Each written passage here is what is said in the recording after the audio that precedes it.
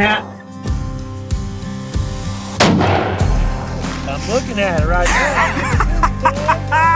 Proving Grounds 2, baby, on the way. Now here's the secret. We're gonna improve. You see all these cut cedars here? We're gonna do a bunch of fire, do a little bit of improvements for this age class. These antlers get bigger and bigger because we're gonna improve the habitat and put more groceries out here and remove some does.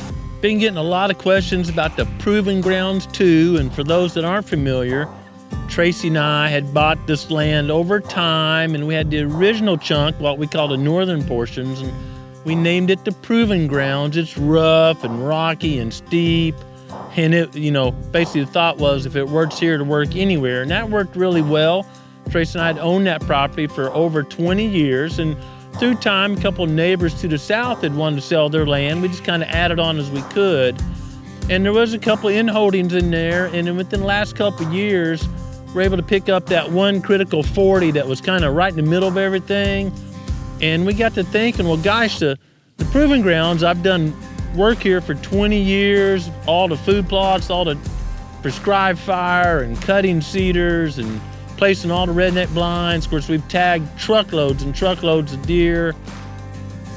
And I'm a guy that likes to work. I like new projects. And that southern part back there, we'd build a couple of food plots, but most of it was full of Sericea lespedeza or cedars or multiple rows or just tough country. And we got the idea last year to sell this northern portion, and I get a new project on the south, and Tracy gets a new house. So it's kind of a win-win situation. So we worked with National Land Realty, and, we're thinking, well, it's gonna sell, commies, whatever.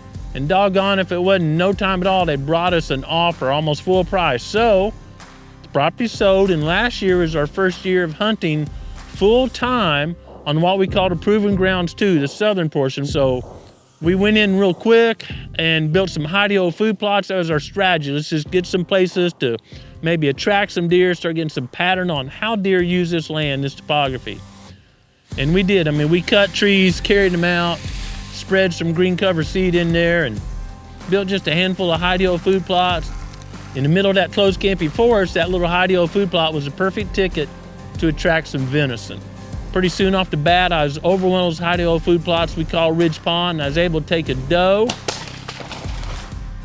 And you can see in that footage that food plot's not great. That was standing trees, a month or so earlier. It was closed camping forest. And we saw other deer. I saw a great buck, a little later in season. Man, a good buck. But he's a little bit out of range, so I watched him and enjoyed that event, but didn't provide any venison. That's kind of a quick recap of what we did, but now we're full-time there. Office is about completed. We've been sharing some updates from the office. We've been trapping hard, getting ready for future turkey seasons. We're not gonna make any impact on this turkey season, but future turkey seasons. I think we've caught about 80 coons and possums and a couple skunks so far.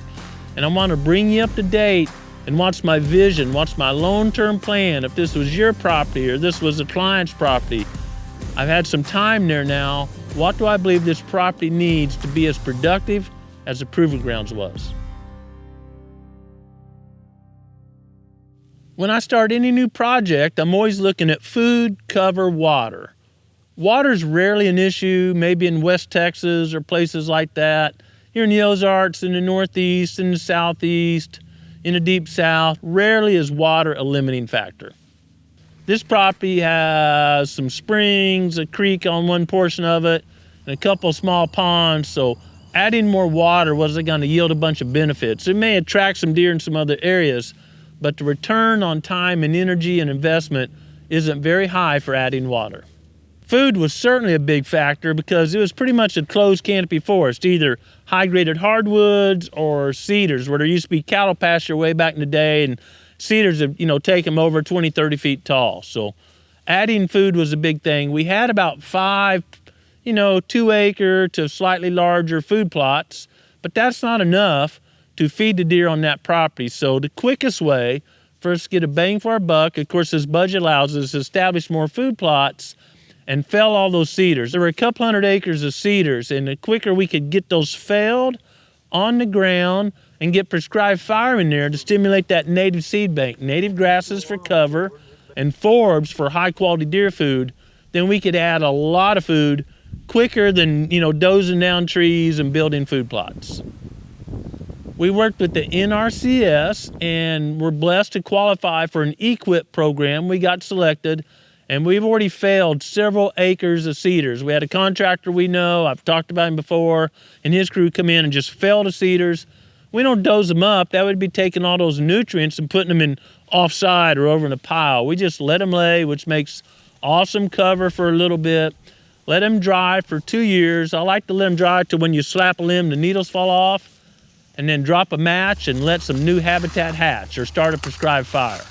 And Daniel and I and Seth and Drew and the crew, we've already done a couple of burns early this spring because we got a lot of acres to get burned, which will result in, bare ground for a week or two.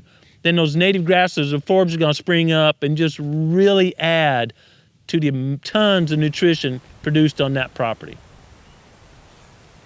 I've made that our focus because I can cover much more land early on, and I want to learn the land more, learn where deer are traveling, learn the soil types a little bit better before I start scratching out bigger food plots. So we've started on making big scale improvements on the native habitat first. We're going to be busy burning and doing things for a while, so I probably won't get big food plots put in maybe even this year, but I plan on putting in several more, maybe 10 or 12 high-do food plots. And the magic was last year we were running a lot of Moultrie mobile cameras and kind of figured out how deer were using the property. We would notice maybe on a high-do food plot we had, in the mornings they're going this way. I'm thinking of one we call Cedar Gap, that in the mornings they were almost always coming from west to east. And in the afternoons they were going east to west. Now, not 100%, but I'm going to say 80, 90% of the time. And that information alone allowed me to understand movement in that area a little bit. There was a steep ravine off to the east that they were bedding in, it seemed like. And to the west, maybe 200 yards from there, there was a power line easement.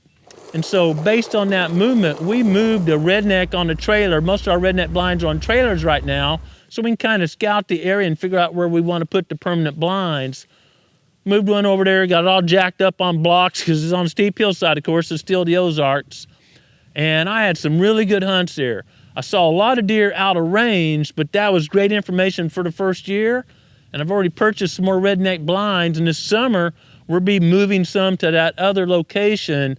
And we learned a lot by moving those blinds around. So one of our projects this summer is to put about 5 more rednecks on the property in key areas that we identified either by watching deer or using our Moultrie mobile cameras.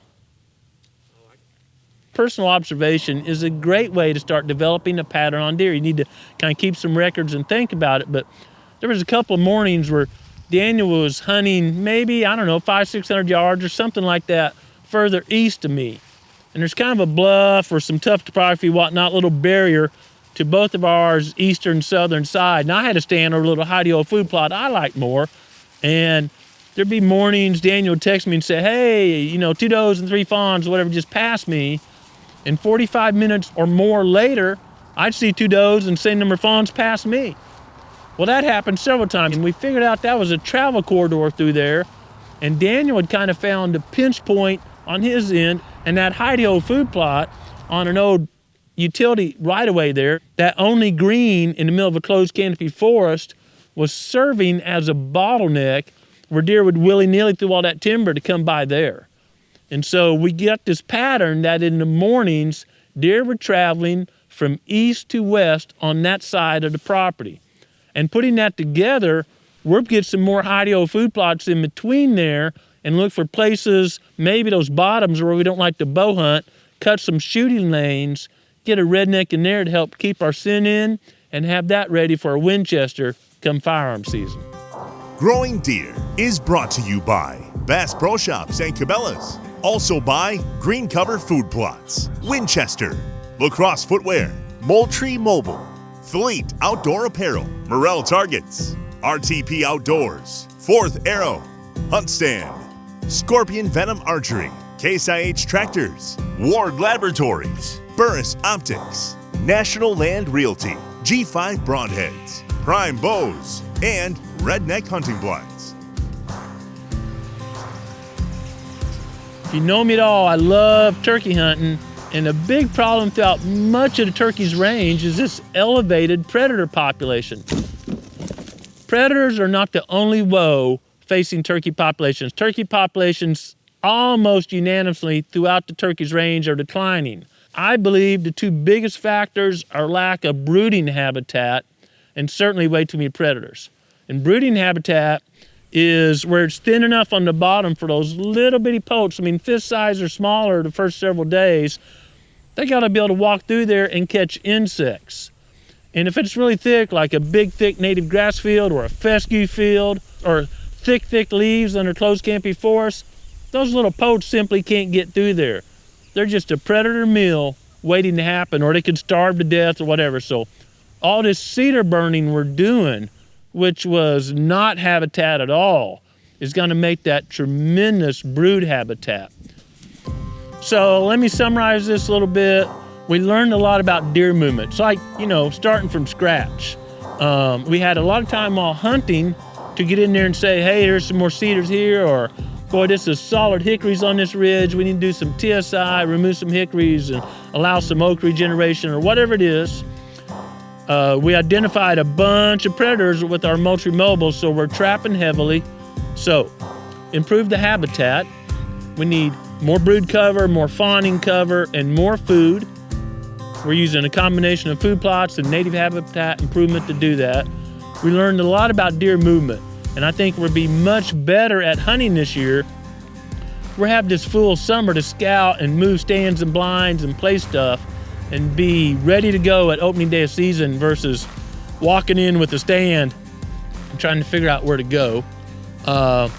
We know how to approach better. Oh, deer are bedding on this side of ridge. We keep busting deer walking in here. You just do that once or twice, you figure that out. We know how to get around the property better, which sounds so simple, but it's not just driving the existing trails. It's learning how to approach so you don't alert deer that you want to hunt that hunt. So putting it all together, I'm super excited for coming up season 2 of Hunting on the Proving Grounds 2, and just as excited to share both the techniques and the stages of habitat recovery as we do this. We filmed a couple fires so far, and when it warms on up and greens up, we'll start sharing with you what that looks like. What it looks like when you open up a canopy, what species are coming in. Is there enough room for turkey poults to move through there? And I'm so excited to share this with you so you can apply these same techniques, at least the ones that work well, on your proving grounds. Getting outside and working with all this it's healthy, it's physical activity. You can eat a few more cookies and not feel bad about it because you're burning some calories. It's honest work. Get some calluses on your hands. And it's a great way to spend time in creation. And those natural cycles, they all point us to the Creator. And it's so important for every one of us to take time daily and seek the Creator's will for our life and then follow Him, apply His will to our life. Thanks for watching Growing Deer.